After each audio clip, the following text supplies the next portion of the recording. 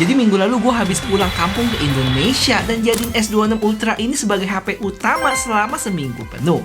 BTW iPhone gue nggak bisa dipakai ya karena emailnya nggak aktif. Dan ini bukan sekedar gue cobain buat foto doang, tapi beneran dipakai buat kerja, maps, sosmed, sampai aktivitas harian selama di Indonesia. Sekarang pertanyaannya, apakah seminggu pakai HP ini bikin gue betah? Baterainya awet nggak dipakai harian? Apakah kameranya bisa diandelin buat bikin konten? Atau justru gue malah kangen sama ekosistem Apple? Yuk kita bahas. 1, 2.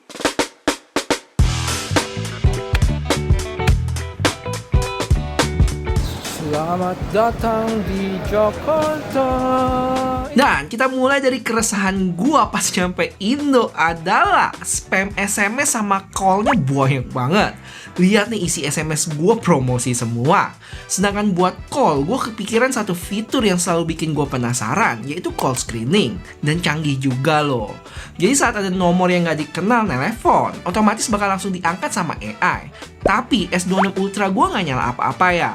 Pas diintip baru kelihatan call screeningnya lagi aktif tuh. Nanti si AI bakal tanya nama sama tujuan penelepon. Tolong katakan siapa Anda dan mengapa Anda memanggil. Kalau udah dijawab, baru deh si S26 Ultra gue bunyi. Plus ada keterangan nama sama tujuannya. Kita bisa angkat atau tolak. Dan yang lebih kerennya lagi, di phone call kita ada transkrip pembicaraan sama bisa di summary juga. Transkripnya emang gak 100% akurat sih. Kayak istrimu tercinta, tapi ditulis istrimu tercinta. Cuma yang gue suka pembicaraan sebelumnya direkam tuh. Jadi kita bisa dengar lagi kalau transkripnya kurang jelas. Sama saya istrimu tercinta. Saya ingin tahu apa alasan Anda menelepon?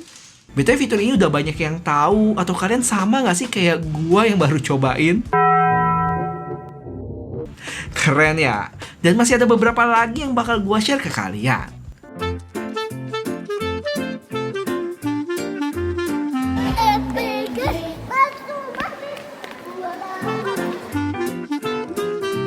Di tengah gempuran HP-HP Cina yang punya telefoto wow, sebenarnya apakah telefoto di S26 Ultra ini bisa diandelin? Gua bisa bilang masih ya. Cuman ingat, jaraknya nggak bisa se-ekstrim HP Ultra Oppo atau Vivo. Dengan jarak menengah gini, hasilnya masih bagus kok. Ekspresinya juga masih dapet. Mau bikin fancam ala-ala juga bisa banget dengan jarak yang lumayan, nggak depan banget kok. Fotonya juga bisa diandalin. Nanti kita bahas kameranya terpisah sendiri ya, oke?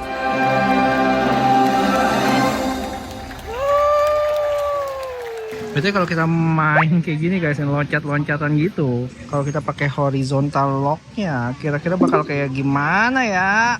Mari kita cobain. Jujur, jadi nggak kayak lari nggak sih? Malah kayak terbang. Bisa stabil gitu framenya. Cuma fitur ini paling cocok buat dipakai lari, jadi stabil banget hasilnya. Ow, my hand. I'm sorry.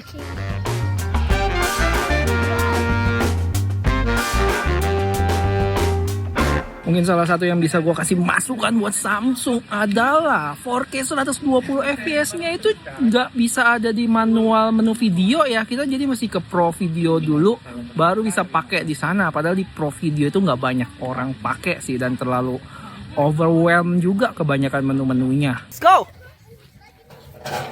Look here! Look here!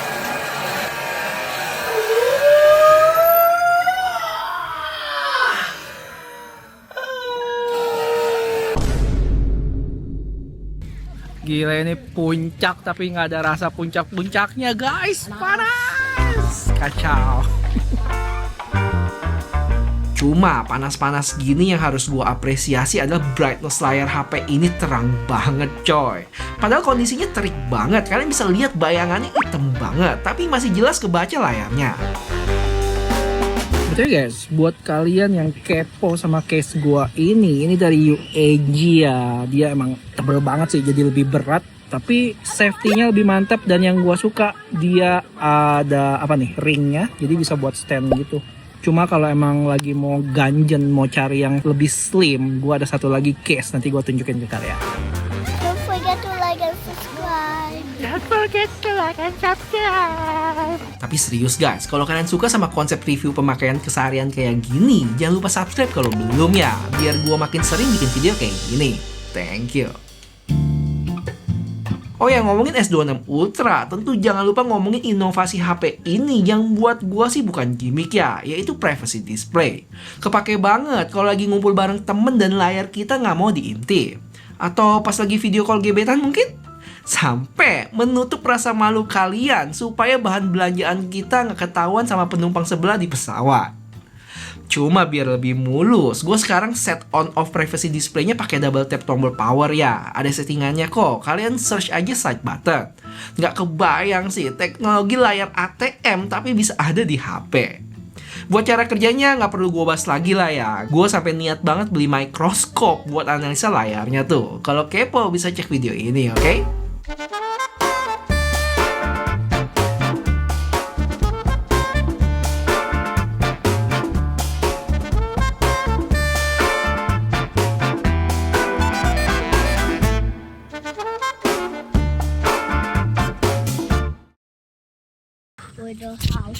Selamat pagi guys dari Bandung. Dan kalau Bandung lumayan ya, udah agak adem ya dibanding puncak kemarin.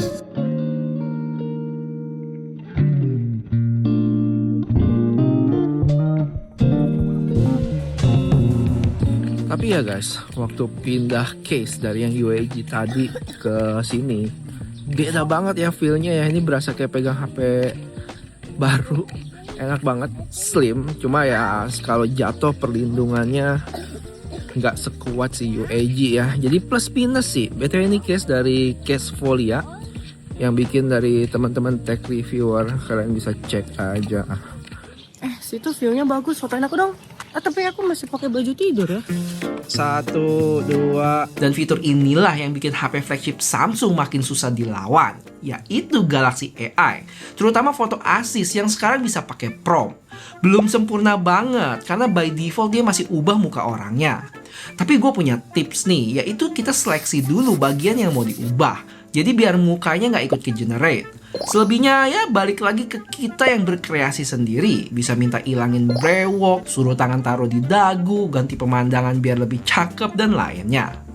Terus history edit kita juga masih kesimpan loh. Jadi masih bisa balik lagi ke editan tertentu di sini. Dasar wanita tadi minta di foto galau pakai baju tidur, sekarang senyum-senyum sendiri dia. Ya enggak? Satu lagi dari Galaxy AI yang cukup sering kepake sama gua, yaitu saat nonton YouTube dan nggak mau terlalu berisik kayak nonton bola gini, kita tinggal aktifin aja dari control center. Dan denger deh suara supporternya bisa keredam dong, tinggal komentatornya aja yang ngomong. Pass for Farman. They just ran out of steam at the vital moment.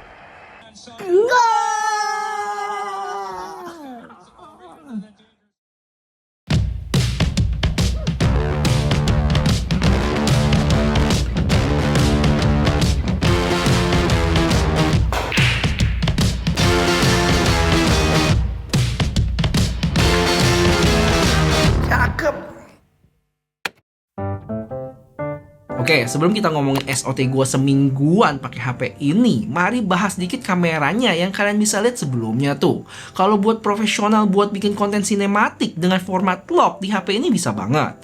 Apalagi audionya termasuk baik sih. Kalian bisa lihat footage ini kalau suara bocil masih cukup jelas, padahal lumayan ada jarak. Look to your right. Ready. Untuk kualitas nggak usah diraguin lagi lah ya, bisa bersaing banget dengan HP-HP ultra yang lain, apalagi di kondisi daylight gini. Foto-fotonya sangat sosial media ready buat ngeabadiin momen keluarga kayak gini, sama kayak selfie-nya yang termasuk bagus tuh hasilnya. Dari sisi pemrosesan gambar juga cukup pintar, kayak kondisi backlight, tapi background di belakang beserta mataharinya masih jelas terlihat, beserta muka-muka orangnya. Karena biasanya untuk foto gini entah backgroundnya jadi putih atau mukanya jadi gelap. Buat video juga sama ya, hasilnya bagus-bagus. Perpindahan lensanya bukan yang mulus banget, tapi udah termasuk oke. Ditambah kemampuan dia buat pindah lensa depan belakang saat recording jadi nilai plus buat gua. Saya samping dong. Halo guys, aku mau. Kita lomba ya. You can.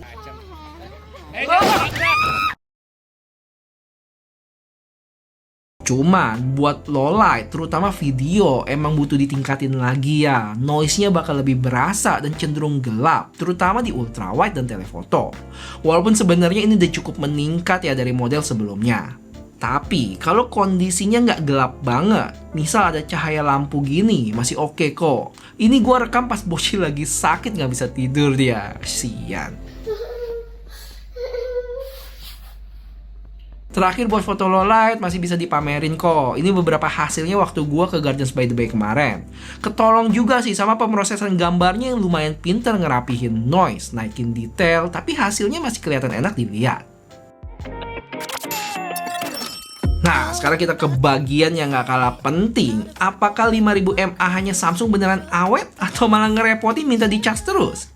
Surprisingly, untuk pemakaian normal gua, hasilnya cukup aman. Bisa dapat SOT di sekitar 7-8 jaman loh. Dan itu biasanya masih nyisa 10%-an di akhir hari. Pemakaiannya ya standar lah ya, buat sosmed, YouTube, WhatsApp, sesekali kamera sama Google Maps juga. Oh ya, ngomongin Google Maps, gue juga sempat pakai ini agak ekstrim waktu balik dari Bandung ke Tangerang selama 3,5 jam. Baterainya turun dari 44 ke 9% atau berkurang 35%. Buat pemakaian nonstop selama itu, menurut gue termasuk irit ya. Taruhlah dikali 2 dengan pemakaian 70% masih dapat SOT 7 jam. Tapi beda ceritanya kalau HP ini dipakai lebih intensif. Ada hari lain di mana gue cukup banyak pakai kamera, kira-kira sekitar sejam, dan di hari itu SOT-nya turun jadi 5 jam 27 menit. Jadi kesimpulan gue, baterai S26 Ultra ini cukup banget buat aktivitas harian normal. Tapi kalau pemakaian kalian banyak kamera, rekam video, atau gaming, ya pas menuju sore gitu mesti ngecas lagi. Cuma kalau boleh ngarep ya bisa kali Sung model selanjutnya dikasih 6000 mAh minimal mungkin. Karena secara charging kan udah naik tuh dari 45 ke 60 watt. Jadi tinggal kapasitas baterainya aja nih yang ditunggu.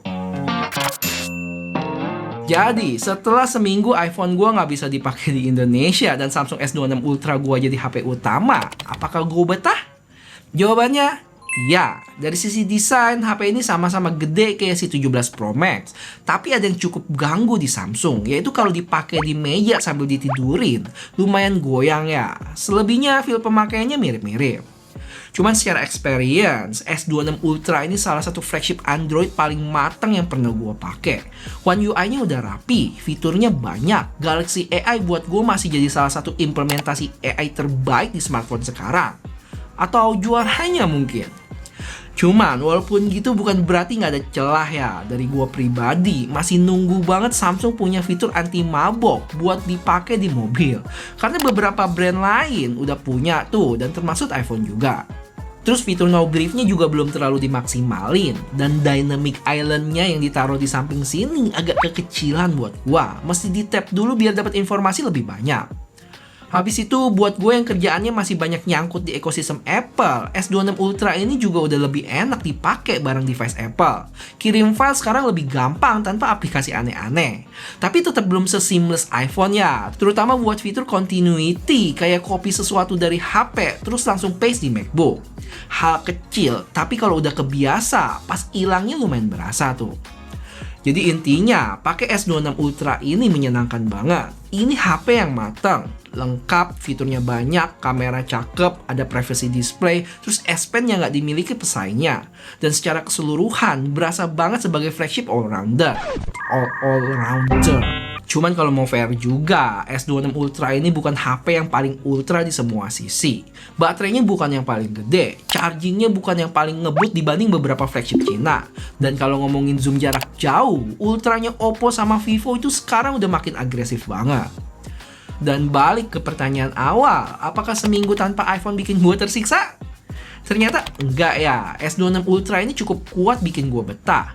Tapi apakah langsung bikin gue ninggalin iPhone sepenuhnya? Belum juga. Karena secara pemakaian harian, experience-nya udah 11-12. Bedanya lebih ke karakter dan preferensi masing-masing. iPhone masih unggul di rasa simple, konsistensi video, dan integrasi ekosistemnya. Apalagi buat gue yang emang sehari-hari pakai MacBook.